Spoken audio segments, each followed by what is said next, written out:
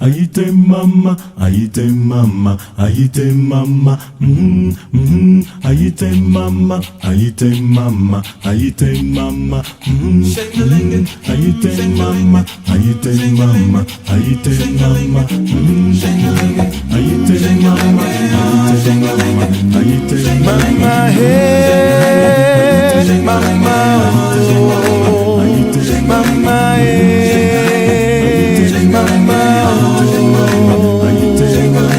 Jesus can break those chains away. mama, Break those chains of pain and grief.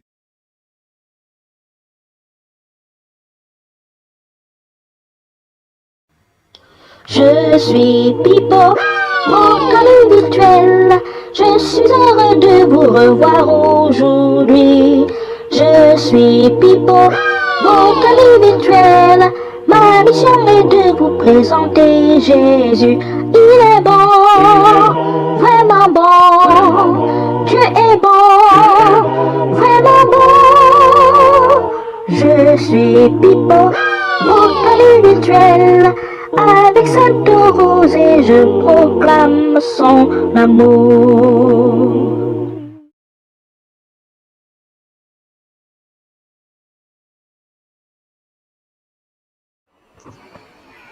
Mon Dieu, mon Dieu, mon Dieu, pourquoi m'as-tu abandonné?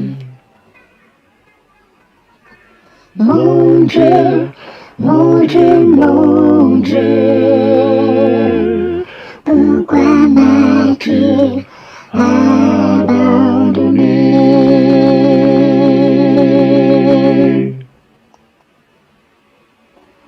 Et t'éloignes-tu sans me secourir, sans écouter mes plaintes?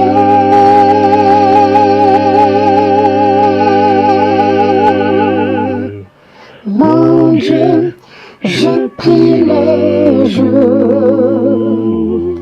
et la nuit tu ne me réponds pas.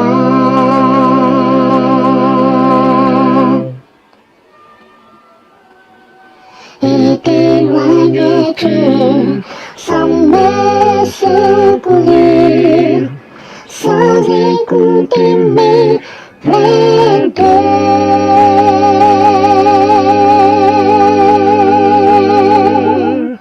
Mon Dieu, je prie le jour et la nuit tu ne me réponds pas. Je t'en prie, pardonne-moi. Je t'en prie, exauce-moi. Je t'en prie, pardonne-moi, je t'en prie, exauce-moi.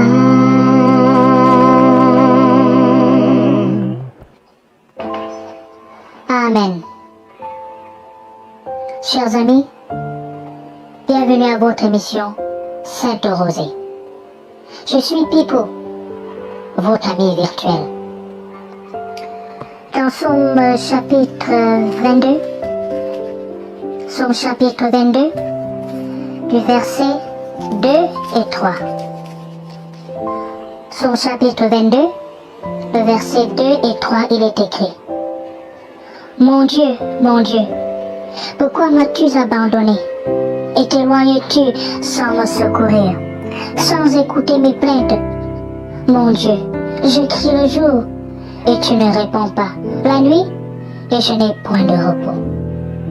Chers amis, il nous est-il arrivé plusieurs fois, n'est-ce pas, de prier et de crier vers Dieu et nous n'avons pas de réponse.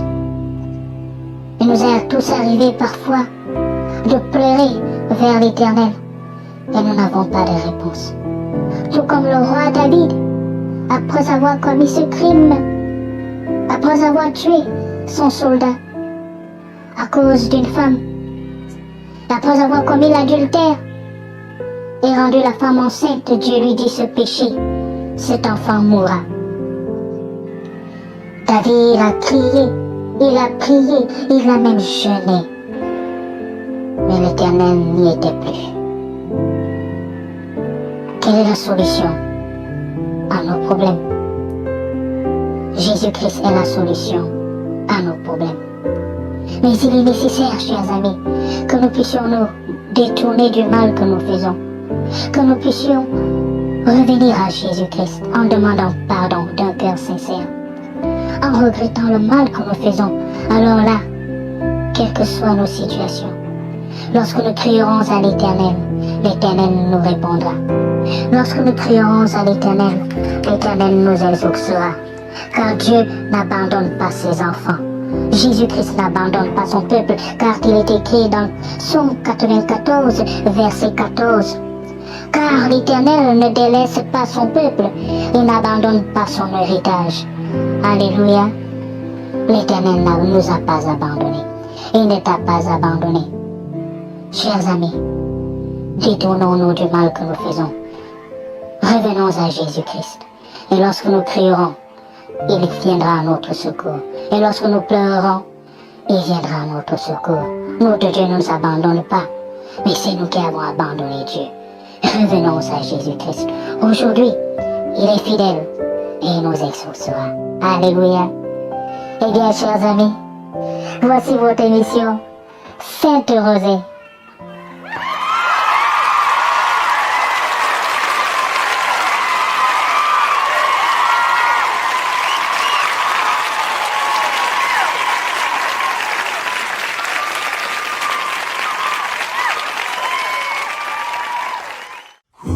With God, I go make a more. With God, I go make a more.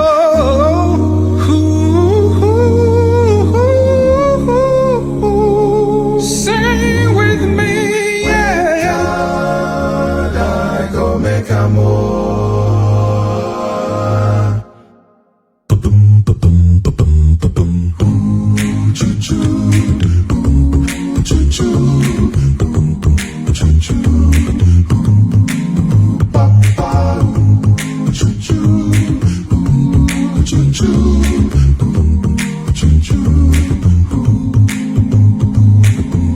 With God, I go make a move. With God, I go make a move.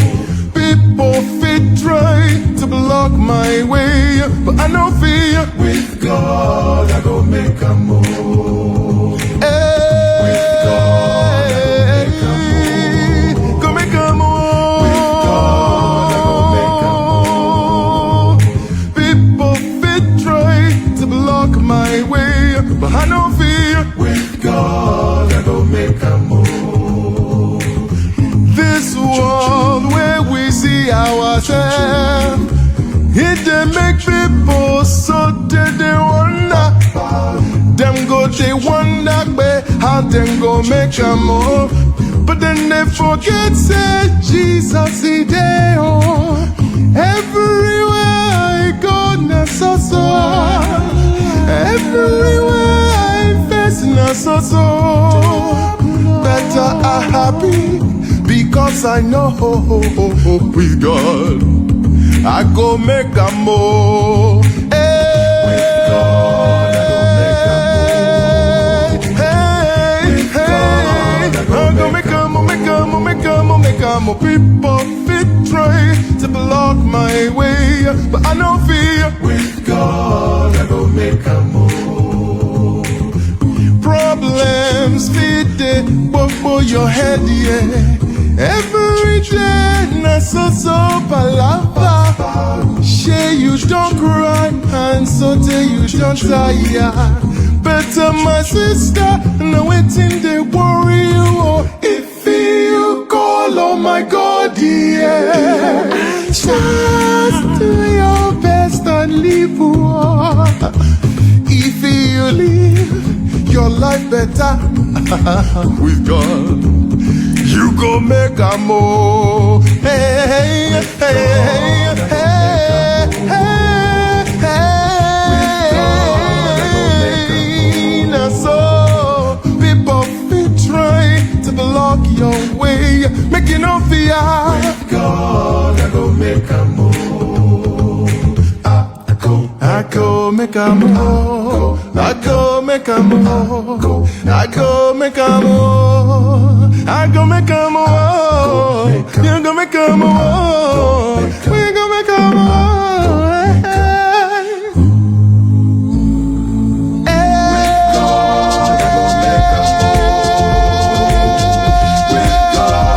I'm not saying I go make a move. People fit trying to block your way, making no fear. God, I go make a move. Make you tell me. Now wait till you dey find. If you no get money, you get your life.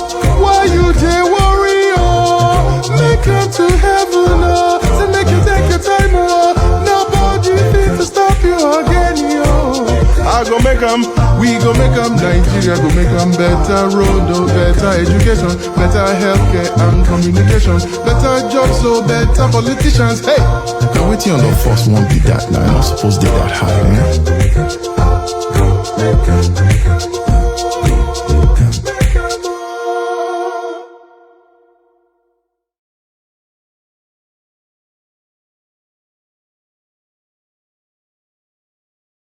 À un enfant qui reçoit un cadeau ou quoi que ce soit d'autre, on apprend à dire « merci ». À travers ce petit mot magique, l'enfant découvre beaucoup plus que la politesse ou les bonnes manières. Il s'ouvre à un sentiment qu'il devra cultiver toute sa vie pour être heureux. Un sentiment que vous et moi avons besoin de cultiver quotidiennement pour ensoleiller nos journées et même celles de nos proches. La gratitude. Bonjour et bienvenue à tous dans Il est écrit. Très content aujourd'hui de vous retrouver pour une émission dont le thème m'intéresse de manière toute particulière et certainement vous intéresse aussi. Nous allons parler donc de gratitude, de reconnaissance. Savoir faire preuve de reconnaissance dans les moments de joie comme dans les moments d'épreuve, quand c'est facile ou quand c'est difficile. Ça va être le thème de notre réflexion avec mon invité du jour que j'accueille avec plaisir. Il s'agit du pasteur Lucian Stefanescu. Lucian, bonjour et bienvenue. Merci pour votre invitation. Alors, on s'était déjà parlé il y a quelques temps et aujourd'hui, on se retrouve sur le thème de la gratitude. C'est quelque chose d'important dans votre vie, la gratitude? Oui, en fait, je pense que c'est essentiel de garder ce sentiment et cette attitude à travers notre vie. Il y a des bienfaits qui concernent la gratitude. Et j'aimerais commencer par un texte biblique. Alors, on va tout de suite dans la Bible. On va commencer avec une lecture. Oui, parce que c'est un texte qui est tellement important pour la vie et c'est tellement simple. Proverbe 17, 22. Proverbe 17, verset 22.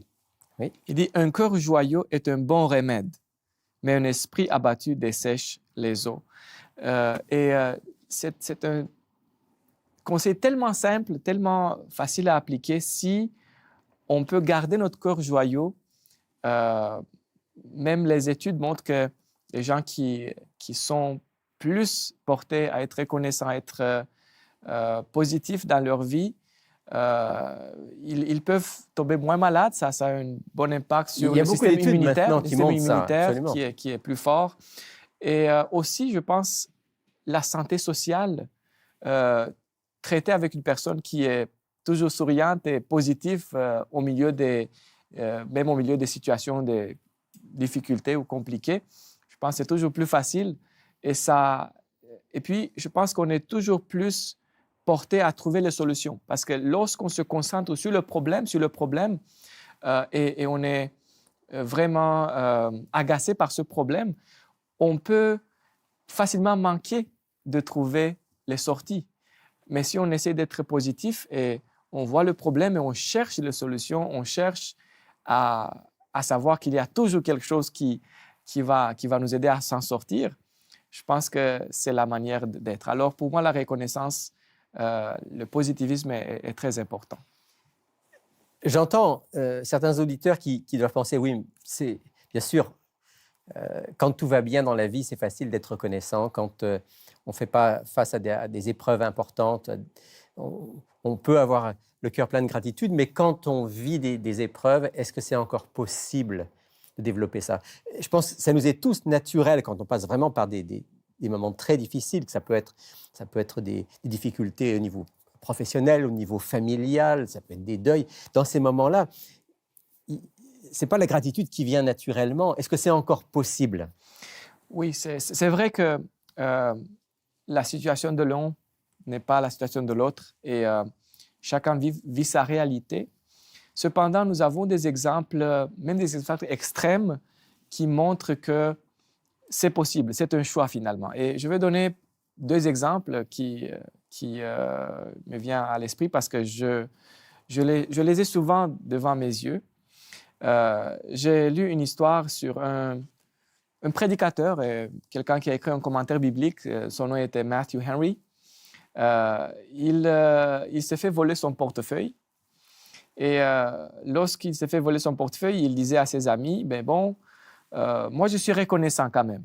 Et il a trouvé 3, même 4 raisons pour être reconnaissant. Le premier a dit, ils m'ont enlevé le portefeuille, mais ils ne m'ont pas enlevé la vie. Donc, je suis vivant. Ça, c'est une chose. Deuxièmement, même s'ils ont pris tout ce que j'avais sur moi, ce n'était pas beaucoup. Et troisièmement, il dit, je suis reconnaissant parce que je me suis fait enlever le portefeuille, mais ce n'est pas moi qui a volé le portefeuille de notre personne. Alors, j'ai trouvé ça très intéressant de quelqu'un qui a trouvé des raisons pour être reconnaissant, même dans une histoire de perte. Intéressant d'ailleurs la troisième raison, parce que souvent, les 2 premières, à la limite, on aurait pu y penser, mais la troisième est intéressante, c'est le fait qu'il vaut mieux être volé qu'être voleur. C'est ça, en fait. Exactement. Alors, je pense que ça disait sur lui quelque chose qui est plus profond, c'est-à-dire que son désir dans la vie, c'était plus important pour lui de ne pas être un voleur que peut-être quelqu'un lui a volé une fois le portefeuille. Pour lui, c'était très important de pouvoir vivre une vie. Il était quelqu'un qui prêchait l'évangile, la parole. Donc d'être intègre, d'être droit. L'intégrité et le caractère étaient vraiment une valeur plus importante que les valeurs matérielles. Et je vais passer à un deuxième exemple. Peut-être les auditeurs peuvent maintenant, c'est facile à aller sur YouTube ou sur Google chercher. Il y a l'histoire de Nick Vujicic, qui est un garçon qui est né dans une famille, mais sans bras ni jambes. Je pense qu'il est bien connu de plusieurs. Oui, et puis il a passé son adolescence beaucoup en désespoir. Il voulait plus vivre parce que la vie semblait difficile et était difficile. Mais finalement, il a choisi de combattre cet état. Et puis, l'élément qui a changé sa vie était quand il a rencontré Jésus. Et il vit une vie extraordinaire. Il fait maintenant le tour du monde pour parler de son expérience. Il est marié, il a même des enfants. Et je pense que lorsqu'on voit son expérience, c'est qu'il peut sourire et qu'il peut être sur une table, assis sur son corps. Et je pense qu'on devrait avoir honte de ne pas être joyeux pour tout ce que nous avons. Et puis, peut-être réfléchir aussi qu'est-ce qui a fait que des gens comme ça puissent trouver le positivisme et la gratitude, la reconnaissance malgré les défis qu'ils ont. Peut-être qu'il y a quelque chose que nous pouvons avoir qui ne peut pas être enlevé. Et si on trouve cette chose, cette richesse que personne ne peut nous enlever, alors on est toujours riche, on peut être toujours reconnaissant, on peut toujours l'avoir. Et je pense que ça relève des 2 histoires. Matthew Henry a dit je suis content que je n'ai pas été celui qui volait. Et donc, il a trouvé une valeur qui était au-delà de ce qu'on peut nous enlever. Et peut-être que ce qui est important, c'est de voir est-ce qu'on a des valeurs dans notre vie, est-ce qu'on a des choses dans notre vie que personne ne peut nous enlever. Autrement dit, il y a toutes les choses pour lesquels on peut être reconnaissant, et je dirais, monsieur et madame, tout le monde va être reconnaissant si on est en vie, si on est en bonne santé, si on a une famille, des enfants, des petits-enfants. Et on peut se réjouir de tout ça, hein, légitimement. Mais ce que vous êtes en train de nous dire, c'est que la gratitude va bien sûr concerner cela, mais aussi va dépasser cela. C'est-à-dire que si à un moment, quelque chose nous est enlevé, qu'on puisse encore rester reconnaissant parce qu'il reste quelque chose que personne ne peut nous enlever. Qu'est-ce que personne ne peut nous enlever, Lucian? En fait, je veux me référer à notre personnage biblique. C'est le livre de Job et l'expérience de Job. Lui, il avait beaucoup de raisons pour être reconnaissant. Il avait une bonne famille, 10 enfants, il était riche. Très riche. Il avait des troupeaux, tout allait bien. Jusqu'à un moment où, d'un coup, il perd tout. Il perd sa richesse, il perd... Et c'est sûr qu'on ne voit pas un Job qui est tellement reconnaissant. Non, quand on lit son histoire au début, c'est... Mais c'est intéressant qu'il garde quelque chose dans... Quand son épouse lui dit, écoute, maintenant tu peux mourir. Maudit Dieu et meurt. Exactement. Maudit Dieu et meurt. Il garde quelque chose. Et il s'accroche à quelque chose et il dit, je ne veux pas faire ça, je ne comprends pas. Il n'est pas tellement content, mais il garde sa foi. Et puis à la fin, dans ce dialogue, il découvre quelque chose. Il garde quand même une certaine ouverture, il pose des questions à Dieu. C'est sûr qu'il n'est pas tout joyeux, il vient de perdre 10 enfants. Je pense que ça, c'était plus important que toutes les autres choses. Bien sûr. Mais finalement, il a l'espoir.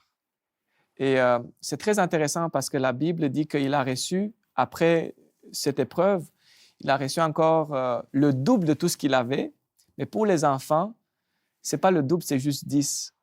Et ça, c'est vraiment très, très important à comprendre parce qu'ici, en fait, il n'a pas perdu les 10. Parce qu'il y a toujours l'espoir qu'il va les revoir. Et nous avons l'espoir dans la vie éternelle. La Bible dit que ceux qui croient en Dieu ont la vie éternelle. Alors, pour Job, ça se termine bien, mais il a passé ce test. Alors, mais les histoires ne se terminent pas toujours aussi bien, entre guillemets, que celle de Job, dans le sens où il y a des gens qui vivent des épreuves, j'allais dire presque toute leur vie. Néanmoins, il y a quand même des choses qu'on ne peut pas leur enlever. Qu'est-ce qu'on ne peut pas enlever à quelqu'un qui même ne retrouverait pas comme Job sa richesse et d'autres enfants? Oui, mais alors, vous voyez, tout ce qui est matériel, on peut l'enlever. Même cette Bible qui est très, très précieuse, on peut l'enlever. Tout ce qui est matériel, on peut la chemise. Mais si on veut parler des choses qu'on ne peut pas nous enlever, il y a des choses qui sont immatérielles, qui peuvent continuer à exister pour nous, même dans les circonstances les plus difficiles. Et là, on voit par exemple l'apôtre Paul en prison. Qu'est-ce qu'on ne peut pas lui enlever? On lui a tout enlevé, même la liberté. Mais en fait, même sa liberté, il reste parce qu'il a la liberté toujours de croire, d'écrire, de manifester sa foi en Jésus et même de dire aux autres, soyez reconnaissants. Donc, il était en prison, il disait aux autres, soyez... En fait, il chantait en fait dans la prison. C'est pas seulement qu'il était reconnaissant, mais il pouvait aussi dire aux autres, mais soyez reconnaissants, soyez positifs. Alors, qu'est-ce qu'il avait? Il avait sa foi, il avait son espoir, il avait son Jésus. Il avait l'amour de Dieu que personne ne peut nous enlever. Alors, il y a un texte peut-être on pourrait le lire, il y a un texte qui dit qu'on ne peut pas nous séparer de l'amour de Dieu. Je crois que c'est dans l'Épître aux Romains. Oui, je pense que vous parlez de Romains chapitre 8. Oui, absolument. C'est un de mes textes préférés et ça me fait plaisir de le lire. Quel verset alors? C'est Romains 8, chapitre 8, donc 38 et 39, qui dit « Car j'ai l'assurance que ni la mort, ni la vie, ni les anges, ni les dominations, ni les choses présentes, ni les choses à venir, ni les puissances, ni la hauteur, ni la profondeur, ni aucune autre créature ne pourra nous séparer de l'amour de Dieu manifesté en Jésus-Christ, notre Seigneur. » Alors, ça, c'est vraiment... L'apôtre Paul fait une liste de toutes les choses qui pourraient menacer de nous enlever cet amour et il dit, il n'y a rien qui peut le faire. Il n'y a rien. Quoi qu'il arrive, Dieu est toujours là, il est fidèle, il est aimant.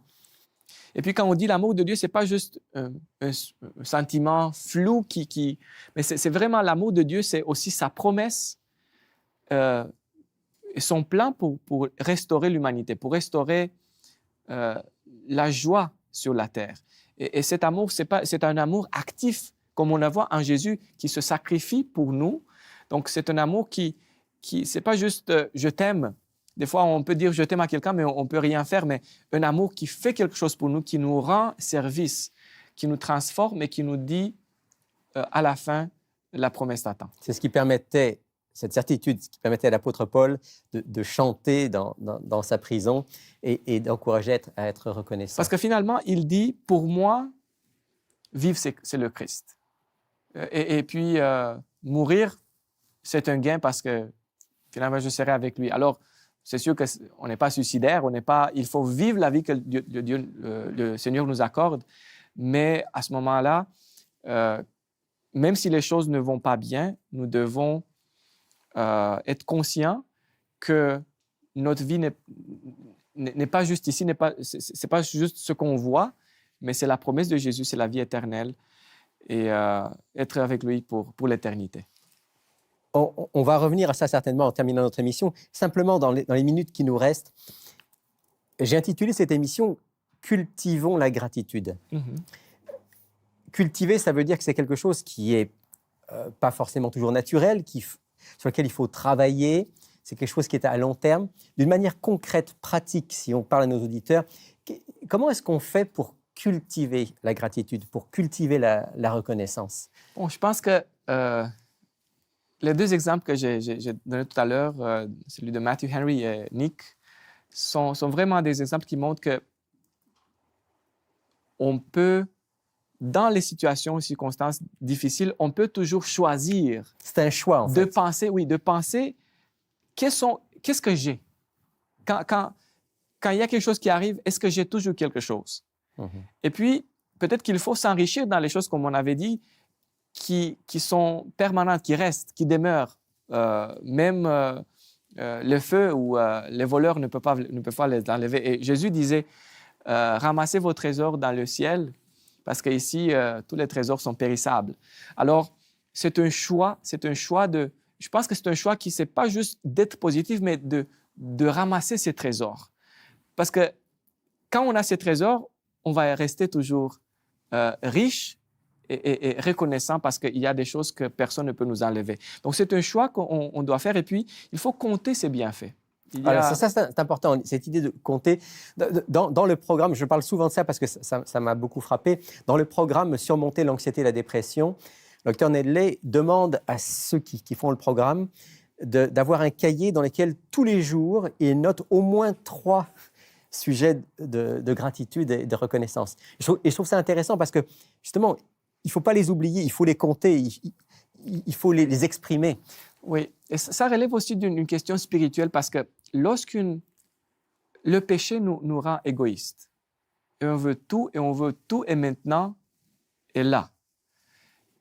Lorsqu'on rencontre Jésus et il nous dit que nous avons un problème d'égoïsme, alors si on commence à regarder l'ensemble et à regarder ce qu'on a déjà et pas se comparer avec les autres, je pense que c'est ça aussi un secret, de ne pas se comparer, de ne pas vouloir, même il y a un commandement qui dit... de ne pas convoiter. Exactement. Alors, si on passe tout notre temps en regardant qu'est-ce que l'autre fait, qu'est-ce que l'autre a, ça va être difficile d'être content parce qu'il y aura toujours quelqu'un qui aura un peu plus, qui aura des conditions plus intéressantes que nous.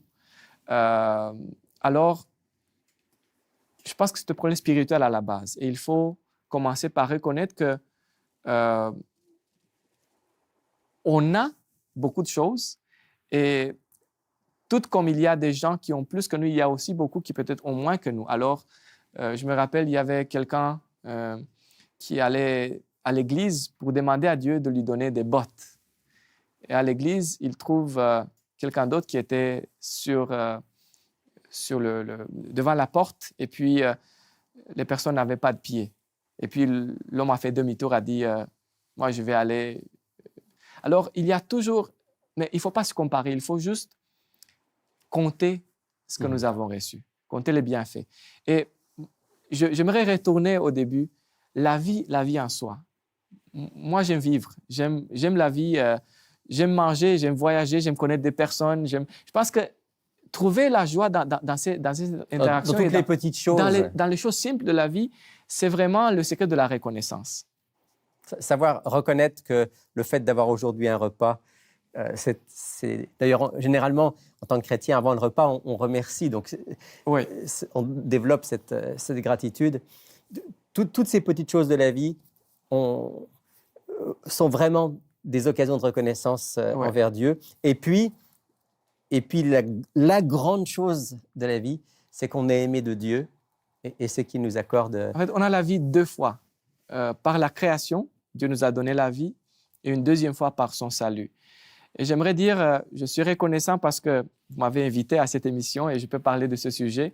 Je suis aussi reconnaissant pour beaucoup de personnes dans ma vie qui m'ont donné beaucoup, qui m'ont pas d'argent, mais un exemple, un conseil, un soutien, quelque chose qui m'a aidé à me transformer, à devenir ce que je suis. Je suis peut-être pas encore arrivé où je veux aller, mais j'ai décidé dans ma vie que tout comme ces personnes m'ont influencé et ont fait des choses pour moi et j'ai beaucoup de gratitude envers eux, je me suis dit, j'aimerais un jour qu'il y ait d'autres personnes qui, à leur tour, vont dire que moi, j'ai fait pour eux ce que les autres ont fait pour moi. Et je pense que vivre comme ça peut vraiment être une bénédiction et j'espère et je prie à ce que le Seigneur va m'aider à être une bénédiction et une source de reconnaissance pour ceux qui me connaîtront. Parce que Jésus a dit, il y a plus de bonheur encore à donner.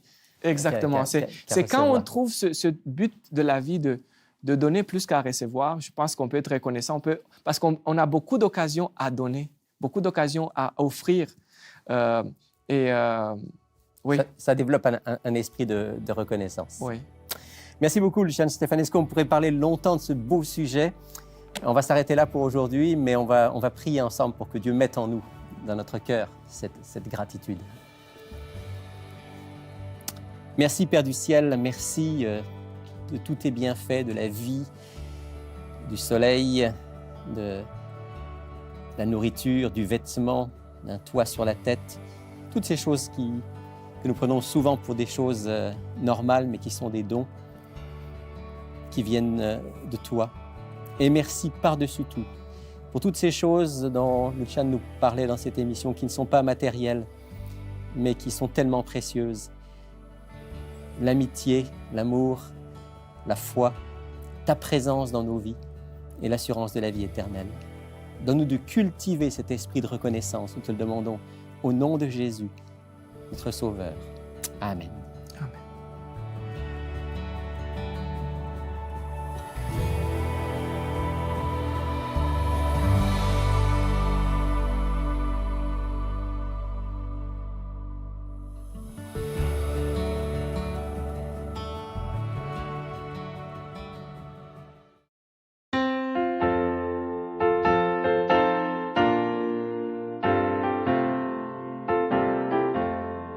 Jésus-Christ est ma sagesse, il éclaire mon chemin et je marche en ma faiblesse, conduit par sa sûre-main. Il éclaire mon chemin, il éclaire mon chemin et je marche en ma faiblesse, conduit par sa sûre-main. Jésus-Christ est ma justice, son sang a coulé pour moi. Je trouve en son sacrifice paix et pardon par la foi. Son sang a coulé pour moi, son sang a coulé pour moi. Je trouve en son sacrifice paix et pardon par la foi. Jésus-Christ me sanctifie, au divin c'est pas taché. Je reçois de lui la vie affranchi du péché. À toi Jésus attaché, à toi Jésus attaché, je reçois de toi la vie qui m'affranchit du péché. Jésus, en payant ma dette, à grand prix m'a racheté, et déjà ma place est prête vers lui pour l'éternité. Jésus, tu m'as racheté, Jésus, tu m'as racheté, et déjà ma place est prête vers toi pour l'éternité.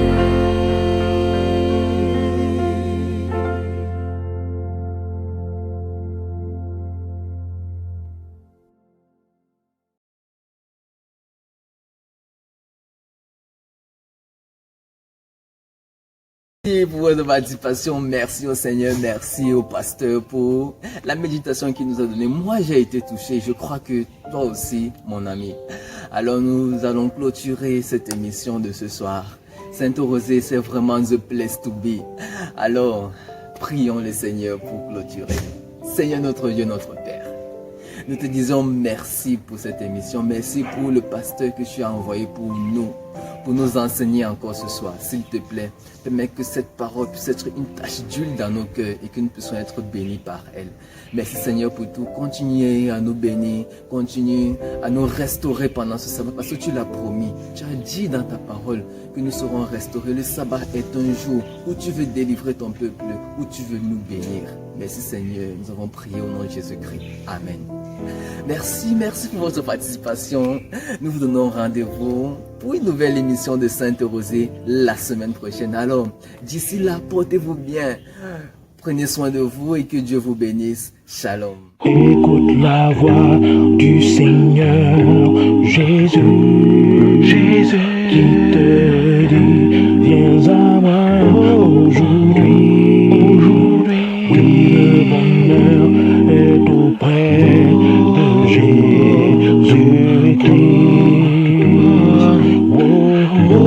Oui, viens à lui. Écoute la voix du Seigneur Jésus, viens à moi aujourd'hui. Le bonheur est auprès de Jésus-Christ.